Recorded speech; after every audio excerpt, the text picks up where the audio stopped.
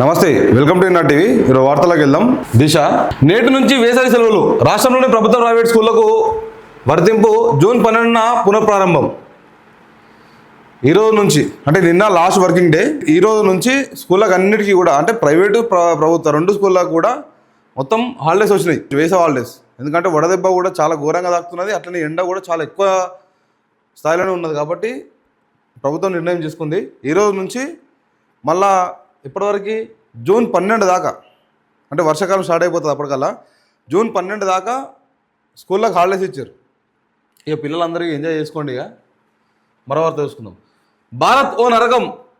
American radio host Michael Savage పోస్ట్ను repost చేసిన Trump. యుఎస్ను వీడనున్న భారతీయులు. అమెరికా అధ్యక్షుడు డొనాల్డ్ ట్రంప్ మరోసారి భారత్ పట్ల అనుచిత వైఖరిని ప్రదర్శించారు. భారత్, చైనా సహా ఇతర దేశాలను నరకాలతో పోలుస్తూ American radio host Michael Savage లేఖను ట్రంప్ రీపోస్ట్ చేశారు. ట్రంప్ షేర్ చేసిన లేఖను భారత విదేశాంగ శాఖ కొట్టిపారేసింది. ఇరాన్ మాత్రం ఘాటుగా బదిలిచ్చింది. ఈ ట్రంప్ వీడు పిచ్చోడైపోయాడు కాబట్టి ఏది పడుతుంది మాట్లాడుతున్నాడు. అందుకే ఈరోజు అమెరికాకు తీర నష్టం వాటిల్తున్నది. ఎవరి వల్ల? ట్రంప్ వల్లనే. దేశ అధ్యక్షుని వల్ల తీర నష్టం జరుగుతున్నది, కానీ ఇంకా దేశ ప్రజలకు తెలుస్తలేదు. వాస్తవానికి వాళ్ళకి తెలిసి వాళ్ళు నిరసనలు కూడా తెలిపారు. ట్రంప్ వైఖరి సరిగా లేదు, ఈయన డెసిషన్లు సరిగా లేవు, మొత్తం దేశాన్ని ఆగం చేస్తున్నాడని చెప్పేసి నిరసనలు కూడా చేపట్టారు. దాని విషయంలో కొంచెం వెనక్కి తగ్గినట్టు తగ్గి మళ్ళీ సేమ్ యథావిధిగా నడిపిస్తున్నాడు. అంటే నాకు తెలిసి ఇది ఏజ్ ప్రభావం, మెంటల్ స్థాయి అనేది తగ్గిపోయి ఇట్లాంటి ప్రవర్తనలు చేస్తున్నాడు, ఇట్లాంటి వ్యాఖ్యలు చేస్తున్నాడు. భారత్ నరకమేంద్ర నాయన, నువ్వు దేశంకి వస్తే తెలుస్తుంది. వీడిగా ఇదే మాటలు మాట్లాడతాడు. వీడు పదవిలోకి దిగిపోయిన దాకా వీటితో ఇంతే దళితం మోయాల్సింది అంతే. ఇక ఇట్లనే మాట్లాడుతుంటాడు, పిచ్చోడు మాట్లాడినట్టు. భారతదేశం వల్ల ఎన్ని లాభాలు పొందుతున్నాడు, ఎంత లాభం వస్తున్నది ఆ దేశానికి వాడు చెప్పాలి. వాడు చెప్పాడు అట్లా. వీడు మొత్తం మిగతా దేశాలన్నిటి దూరం ఉంటే వీని దేశం మనుగడనే ఉండదు. అమెరికాకు మనుగడనే ఉండదు మిగతా దేశాలతో పొత్తాలు పెట్టుకోకపోతే. అట్లాంటిది వీడు మాట్లాడతాడు మళ్ళీ పక్క దేశాల గురించి. మళ్ళీ తినేది మొత్తం పక్క దేశాల సొమ్మే, ఆ దేశ సొమ్ముతోటి కాదు. పక్క దేశాలకు విధించే పన్ను రూపంలోనే అనేక రకాల డబ్బు అనేది ఆ దేశంకి వస్తుంది. అందులో నా కరెన్సీ కూడా US డాలర్ ఉంటుంది. కాబట్టి ఆ దేశంకి ఆదాయమే పక్క దేశాలు. 50% కంటే ఎక్కువ ఆదాయం కూడా పక్క దేశాల నుంచి వస్తుంది. దానికి వీడు మాట్లాడేమో గిట్లా చిల్లరగాడగానే అధ్వానం అయిపోయింది. వీడు మెంబర్ కూడా పనికి రాకుండా అయిపోయింది. వీడు మన గురించి తక్కువ మాట్లాడుతుంత మంచిది వేసుకోవడం గురించి. సరే చూద్దాం, మరో వార్త చూద్దాం.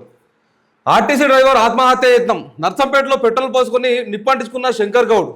రెండో రోజు ఉధృతంగా సమ్మె, తీవ్ర ఆగ్రహంలో కార్మికులు. 29వ తేదీ వరకు నిరసనలు కార్యాచరణ ప్రకటించిన జేఏసీ. రాష్ట్ర వ్యాప్తంగా రెండో రోజు గురువారం ఆర్టీసీ కార్మికులు సమ్మెను కొనసాగించారు. సమ్మెలో పాల్గొన్న నర్సంపేట డిపోకు చెందిన కోల శంకర్ గౌడ్ 56 ఒంటిపై పెట్రోల్ పోసుకొని నిప్పంటించుకున్నాడు. దాదాపు 80% పైగా కాలిపోవడంతో చికిత్స నిమిత్తం నర్సంపేట నుంచి వరంగల్ MGMకి తరలించారు. ఆయన ఆరోగ్య పరిస్థితి విషమించడంతో మెరుగైన చికిత్స కోసం హైదరాబాద్లోని కంచన్బాగ్ అపోలో ఆసుపత్రికి తరలించి ట్రీట్మెంట్ అందిస్తున్నారు. దాదాపు 25 ఏళ్లకు పైగానే ఆర్టీసీలో ఆయన డ్రైవర్గా నిధులు నిర్వహిస్తున్నాడు. మరోవైపు నల్గొండలో మరో డ్రైవర్ వెంకన్న ఒంటిపై పెట్రోల్ పోసుకోవడంతో తోటి కార్మికులు అడ్డుకోవడం కాదు, ఈయన చనిపోయింది. శంకర్ గౌడ్ ఈయన బలికి కానీ ఈయన ఆత్మహత్య యత్నానికి కానీ పూర్తి కారణం తెలంగాణ రాష్ట్ర ప్రభుత్వమే. ఇగో వీళ్ళు కూర్చున్నారు కదా, ఈ ముఠా అంతా వీళ్ళే.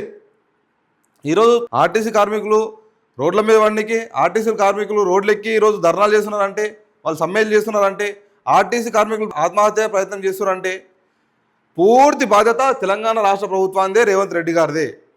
ఎందుకంటే వాళ్ళని నమ్మించి గొంతు కోసిండు రేవంత్ రెడ్డి గారు, వాళ్ళని నమ్మించి మోసం చేసిండు రేవంత్ రెడ్డి గారు. వాళ్ళకు ఎంత నమ్మించిండంటే, మీరు ఓటు వేయండి, మీరు ఏది అడుగుతా అది చేస్తాం, మీరు ఓటు వేయండి మీకు గవర్నమెంట్లో కలుపుకుంటాం, మీరు ఓటు వేయండి మిమ్మల్ని రెగ్యులరైజ్ చేస్తాం, మీరు ఓటు వేయండి మీకు ఉద్యోగ భద్రత కల్పిస్తాం, ఇట్లా రకరకాల హామీలు ఇచ్చి ఆ ఆర్టీసీ కార్మికుల నేతలు ఎవరైతే ఉన్నారో జేఏసీ నేతలు, ఆ జేఏసీ నేతలందరికీ కూడా ఒక ఆశ కల్పించి వాళ్ళతోటి ఆ కార్మికులకు అందరికి చెప్పించుకొని లాస్ట్కు వాళ్ళు నట్టేట్లా ముంచేసారు వాళ్ళను.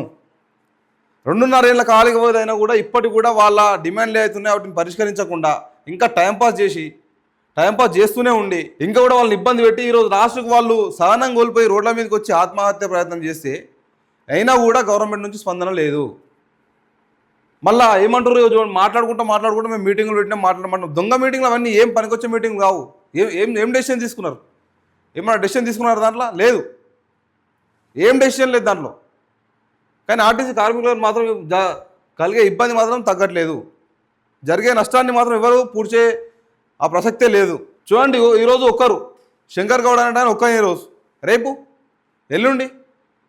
అంటే అర్థం చేసుకోండి, పెట్రోల్ పోసుకొని నిప్పంటించుకునే స్థాయికి కార్మికులు దిగజారంటే అర్థం చేసుకోండి వాళ్ళ సహనం ఎంత కోల్పోయారు వాళ్ళు ఎన్ని బాధలు ఉంటే అట్లాంటి పరిస్థితికి వస్తారు. వాళ్ళు ఉద్యోగాలు చేసుకొని ఫ్యామిలీ నడిపించుకున్న అట్లాంటి కార్మికులు అందరూ కూడా ఈరోజు రోడ్ల మీదకి వచ్చి ఆత్మహత్య ప్రయత్నం చేస్తున్నారంటే ఎంత వాళ్ళ సహనం కోల్పోయి ఎంత బాధను అనుభవిస్తే వాళ్ళు ఇట్లాంటి డెసిషన్కి వాళ్ళు ముందుకు వస్తారు. ఒకసారి ఆలోచన చేయండి. గవర్నమెంట్కి సిగ్గు అనిపిస్తలేదా? ఇంకా కూడా చెల్లం రావట్లేదా? మరి ఇట్లాంటివి చూస్తే ఒక రాయికైనా చెమట వస్తుంది కదా. అట్లాంటిది గవర్నమెంట్లో ఉన్నటువంటి నాయకులకు చెమటలు వస్తలేవా? కనీసం వాళ్ళకు మానవత ఆ భావాలు కూడా కోల్పోయారు వాళ్ళు ప్రభుత్వంలోకి రాగానే. తోటి మనిషి ప్రాణం పోతుంటే కూడా కనీసం లెక్క చేయని పరిస్థితిలో ఉన్న తెలంగాణ రాష్ట్ర ప్రభుత్వం ఈరోజు. ఎప్పుడు మారేది, ఎప్పుడు చేసేది, ఎప్పుడు వాళ్ళ డిమాండ్ నెరవేర్చేది ఎప్పుడు? ఎన్ని ప్రాణాలు పోవాలి ఇంకా? ఆర్టీసీ కార్మికులు ఎన్ని ప్రాణాలు పోవాలి ఇంకా? ఈరోజు కుటుంబాలు విడిచిపెట్టి రోడ్ల మీద పడ్డారు వాళ్ళు. దానికి కారణం ఎవరు? తెలంగాణ రాష్ట్ర ప్రభుత్వం కాదా? నమ్మించి మోసం చేస్తున్న రేవంత్ రెడ్డి గారు కాదా? నమ్మించి మోసం చేస్తున్న ఈ కాంగ్రెస్ బాడీ మొత్తం కాదా? ఎవరు బాధ్యత వహిస్తారు ఈరోజు? శంకర్ గౌడ్ చావుకు పొంగులేటి శ్రీనివాస్ రెడ్డి గారు బాధ్యత వహిస్తారా? ఉత్తమ్ కుమార్ రెడ్డి గారు బాధ్యత వహిస్తారా? బట్టి విక్రమార్క గారు బాధ్యత వహిస్తారా? పొన్నం ప్రభాకర్ గారు బాధ్యత వహిస్తారా? రేవంత్ రెడ్డి గారు బాధ్యత వహిస్తారా? ఎవరు బాధ్యత వహిస్తారు ఈరోజు శంకర్ గౌడ్ చావుకు? స్పందన లేదా? చలనం లేదా? మనుషులు గారా? రాక్షసులా? ఎట్లాగో తొక్కుకుంటూ వచ్చామని చెప్తా ఉంటారు కదా మీ నాయకుడు కూడా మీటింగ్లో. ఏదైనా కార్మికులను తొక్కుకుంటూ వచ్చినట్టేనా? ఈరోజు ఒక చిన్న అగ్గిరావగా స్టార్ట్ అయింది. చిన్న అగ్గిరావగా ఒక ఇసుక రావాలన్నంత మంచితోటి ఇప్పుడు స్టార్ట్ అయింది. తెలంగాణ రాష్ట్ర ప్రభుత్వం యొక్క ఆగడాలు ఏవైతున్నాయో వాటిని అడ్డుకట్ట వేయడంతో ఈరోజు ఆర్టీసీ కార్మికుల నుంచి స్టార్ట్ అయింది. రేపు ఇదే నిరుద్యోగ యువత, ఇదే ఉద్యోగస్తులు, తెలంగాణ రాష్ట్ర రైతాంగం మొత్తం కూడా రోడ్ల మీదకి వచ్చి మిమ్మల్ని అందరినీ బట్టలు ఏడో తీసి కొట్టేదాకా తీసుకొచ్చుకుంటే ఉన్నారు. ఇక ఈరోజు రాష్ట్రంలో ఉన్నటువంటి ప్రజలందరూ కూడా చర్చించుకుంటున్నది ఇదే. రైతాంగం రోడ్డు మీదకి వస్తే పరిస్థితి ఏంది? నిరుద్యోగులంతా రోడ్డు మీదకి వస్తే పరిస్థితి ఏంది? ఉద్యోగస్తులంతా రోడ్డు మీదకి వస్తే పరిస్థితి ఏంది? ఆ ఉద్యోగస్తులకు కూడా డిఎల్ పెండింగ్ ఉన్నాయి. ఇంకా చాలా రకాల వాళ్ళకి ఏదైతే అవకాశాలు రావాల్సినవి అన్నీ ఇప్పటికి కూడా పెండింగే ఉన్నాయి. నిరుద్యోగులకు ఉద్యోగాలు కల్పిస్తామన్నారు. సంవత్సరంకు 2 లక్షల ఉద్యోగాలు కల్పిస్తామన్నారు. సంవత్సరంకు 2 లక్షల ఉద్యోగాలు మేము 55,000 ఉద్యోగాలు కల్పిస్తామని చెప్పి సంఘాలు గుద్దుకుంటున్నారు. కేసీఆర్ గారు నోటిఫికేషన్ చేసి, కేసీఆర్ గారు ఎగ్జామ్ పెట్టి, కేసీఆర్ గారు ఇంటర్వ్యూలు చేసి, కేసీఆర్ గారు ఫైనల్ చేసినటువంటి ఉద్యోగాలను ఓన్లీ నియామక పత్రాలు ఇచ్చి మేము ఉద్యోగాలు ఇస్తామని చెప్పి సంఘాలు గుద్దుకుంటున్న కాంగ్రెస్ ప్రభుత్వము 2 లక్షల ఉద్యోగాలు నిరుద్యోగ యువత ప్రశ్నించదనుకుంటున్నారా? నిరుద్యోగ యువత కూడా రోడ్డు మీకు రాదనుకుంటున్నారా? మహిళలకు ఏం చేస్తామన్నారు మీరు? ఏం చేసారు? మహిళా లోకం కూడా రోడ్డు మీకు రాదనుకుంటున్నారా? ఖచ్చితంగా ప్రతి ఒక్కరు కూడా మీరు అబద్ధ ప్రచారాలు చేసి అబద్ధ హామీలు ఇచ్చి ఏదైతే అధికారంలోకి మీరు వచ్చిర్రో వాటన్నిటిని కూడా ఎండగట్టే రోజు వస్తుంది. ఖచ్చితంగా రాష్ట్ర రైతాంగం కానీ, నిరుద్యోగ యువత కానీ, ఉద్యోగస్తులు కానీ, మహిళా లోకం కానీ అందరూ కూడా రోడ్డు మీదకి వచ్చి మీ పని చేస్తారు. ఇదైతే పక్కా. మీరు అనుకుంటున్నారేమో ఏదో చెప్పినాం చేయకపోతే మమ్మల్ని ఎవడేం చేస్తాడులే అనుకుంటున్నారేమో, కానీ ఖచ్చితంగా మీరు ఎందుకు చెప్పినాం రా నాయన ఆ రోజు ఎందుకు మైక్ పట్టుకొని మాట్లాడానని అని చెప్పేసి ఇంట్లో కూర్చొని బాధపడే రోజు ఒకటి వస్తుంది. ఇది 100% నిజం. ఎందుకంటే వీళ్ళు అబద్ధ ప్రచారాలు చేసి అడ్డదారులు వచ్చారు ప్రభుత్వంలోకి. పక్కా చెప్పాలంటే అడ్డదారులు వచ్చారు వీళ్ళు.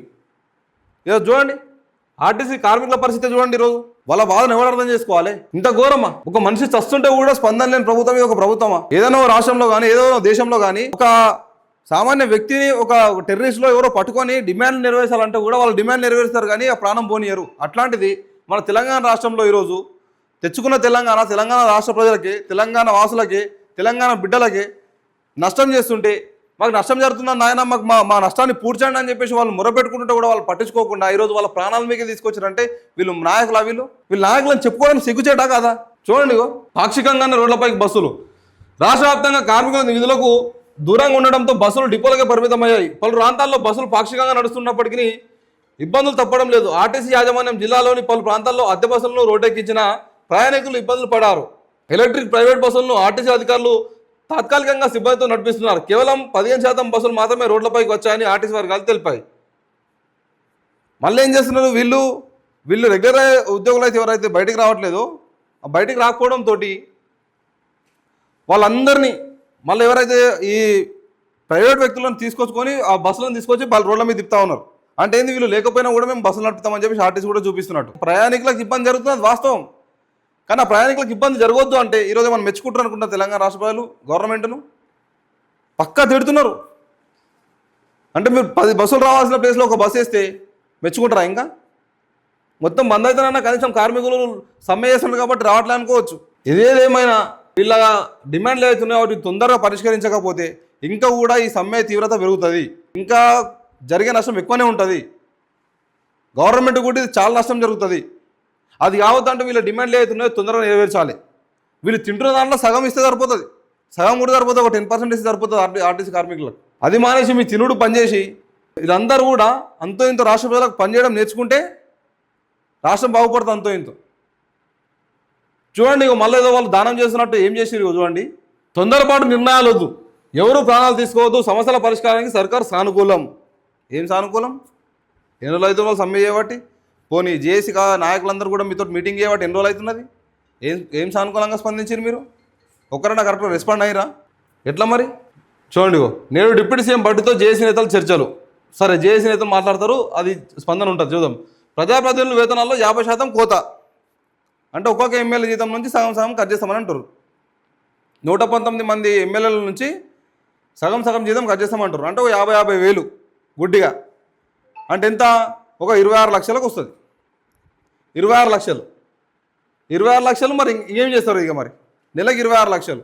ఈ 50% కోతతోటి ఎవరికి ఏం పని చేస్తారు? రిటైర్ ఉద్యోగుల బకాయిలకు చెల్లింపుల నిర్ణయం, కాళేశ్వరంపై న్యాయ నిపుణులతో చర్చ, సీఎం నేతృత్వంలో సిబిఐ డైరెక్టర్తో భేటీ, కేబినెట్ నిర్ణయాలు వెల్లడించిన మంత్రులు. ఇప్పుడు ఈ కాళేశ్వరం ప్రాజెక్టు విషయం ఉన్నది. కాళేశ్వరం ప్రాజెక్టు విషయం ఏమున్నది? ఓ పిల్లర్ కుంగింది వాస్తవం. అన్నారం దగ్గర, సుందిల దగ్గర, నేను దగ్గర ఒక పిల్లర్ అయితే కుంగింది వాస్తవం. ఆ పిల్లర్ను రిపేర్ చేయడానికి దానికి ఒక కేబినెట్ మీటింగు, ఆ మీటింగ్లో ఆ పిల్లర్ రిపేరింగ్కు ఈరోజు రేవంత్ రెడ్డి గారు ముఖ్యమంత్రి కాగానే, ఇప్పుడు అసెంబ్లీ ఏదైతే ఉందో, రేవంత్ రెడ్డి గారు ముఖ్యమంత్రి కాగానే అసెంబ్లీ డోర్ మార్చిండు. డోర్ అంటే ఎట్లా? వాస్తుకు తగ్గట్టుగా డోర్ మార్చుకున్నాడు. ఆ డోర్ మార్చుకొని క్యాబినెట్ మీటింగ్ చేసిందా? అప్పుడు క్యాబినెట్ ఇంకా క్యాబినెట్ మంత్రులందరూ కూడా కూర్చొని లేరు, ఇంకా మంత్రులు ఎవరికి ఏం లేరు. ఇంకా అప్పటికే ఒక కుర్చీ మార్చేసిర్రు, లేకపోతే ఆ అసెంబ్లీ ముంగట ఉన్నటువంటి ఆ బారిగేట్లు మొత్తం తీసి పడేసిర్రు. ఉస్మానియా యూనివర్సిటీ చుట్టూ కూడా కంచెలు పెట్టిర్రు, రేవంత్ రెడ్డి గారు వస్తారని. అప్పుడు క్యాబినెట్ డిసైడ్ చేసిందా కూర్చొని? అట్లాంటి వాటికేమో క్యాబినెట్ కూర్చొని డిసైడ్ చేయేది. ఓన్లీ కాళేశ్వరంలో ఉన్నటువంటి ఒక పిల్లర్ కుంగిపాటు అయితే దాన్ని రిపేర్ చేయడానికి మాత్రం క్యాబినెట్ కూర్చొని మీటింగ్ చేయాలన్న దానికి. అంటే టైంపాస్ చేస్తున్నారా? వీటన్నిటికేమో క్యాబినెట్ కూర్చోదు, డిసైడ్ చేయదు. రేవంత్ రెడ్డి గారు ఏకపక్షంగా నిర్ణయాలు తీసుకుంటాడు. మరి ఈరోజు కాళేశ్వరం ఒక పిల్లర్ను కుంగిపోయిన దాన్ని రిపేర్ చేయడానికి మొత్తం క్యాబినెట్ మొత్తం కూర్చొని నిర్ణయం తీసుకోవాలా? మంచిగా కదా, చెడుకు కాదు కదా మీరు చేసేది. పిల్లర్ రిపేర్ చేస్తే మంచిగానే అవుతుంది కదా, ఖరాబ్ అయితే కాదు కదా. ఇప్పుడు గీదానికేమో మొత్తం క్యాబినెట్ మొత్తం కూర్చొని మాట్లాడుతున్నది ఒక పిల్లరు రిపేర్ చేయడానికి. మరి ఈరోజు రాష్ట్రంలోని కార్మికులంతా, ఆర్టీసీ కార్మికులంతా రోడ్డు మీద వస్తారు. దాని విషయాల్లో మాత్రం ఎట్లాంటి స్పీడ్గా నిర్ణయాలంటే తీసుకోరు. దాంట్లో ఎట్లాంటి నిర్ణయాలు ఉంటాయి చూడండి. మళ్ళీ నేడు డిప్యూటీ సీఎంతో జేఏసీ నేతలు చర్చలు, వాళ్ళకి అవకాశం ఇస్తున్నాం, అపాయింట్మెంట్ ఇస్తున్నాం మాట్లాడడానికి అని చెప్పి ఇట్లా అనమాట. టైంపాస్ చేసి పొద్దు గడిపే ఆలోచనలు ఉన్నారు తప్ప వాళ్ళకి మేలు చేసే ఆలోచనలు మాత్రం లేరు. ప్రతిదానికి మొత్తం బాడీ మొత్తం కూర్చునుడు, మైకులు పెట్టుకొని ముంగట మాట్లాడు, టీవీలలో రావాలి, ఇంతే వీళ్ళ పనిగా. చూడండి, కనిపిస్తే తెలుస్తలేదా? ఇది వీళ్ళ పరిస్థితి.